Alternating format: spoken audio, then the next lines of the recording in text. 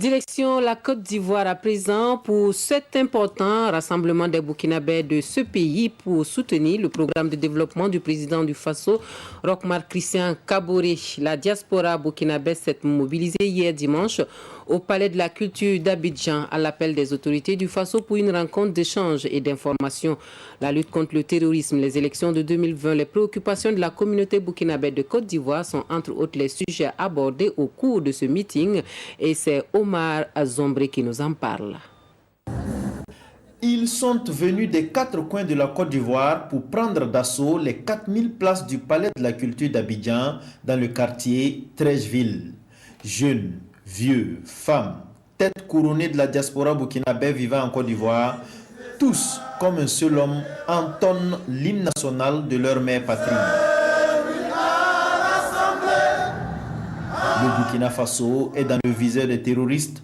Les Burkinabés de la Côte d'Ivoire le savent, mais restent déterminés et mieux, ils réaffirment leur engagement aux côtés du chef de l'État dans sa lutte contre le terrorisme et pour le développement du pays. Je voudrais renouveler notre soutien indéfectible à notre président, son Excellence Roch-Marc Christian Kaboré, et à son gouvernement, à l'exhorter à poursuivre cette dynamique pour le bonheur et la prospérité du peuple burkinabé avec qui il a signé un contrat social en 2015. La représentante des femmes, Djeneba Zanré, née Ouedraogo, réitère le soutien des femmes de la diaspora au programme de développement du président du Faso. Outre le problème des cartes consulaires et autres documents d'identité, les femmes demandent plus d'accompagnement financier dans leurs entreprises.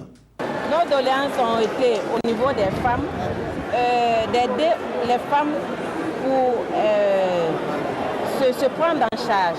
Au niveau des microfinances que les femmes burkinabées n'ont pas accès ici et au niveau de la prise en charge de nos enfants. Ce que nous avons comme chose à amener à Ouagadougou, c'est de prendre en compte les préoccupations des jeunes et des femmes que nous avons entendues et des anciens, et nous prions Dieu de revenir encore. Donc pour revenir, il faut venir avec des réponses. Pour les préoccupations concernant les documents d'identification, l'émissaire du président du Faso annonce qu'en janvier prochain, une équipe de l'Office national d'identification ONI sillonnera toute la Côte d'Ivoire en vue d'établir les pièces d'identité aux Burkinabés vivant en Côte d'Ivoire au coût de 2500 francs CFA.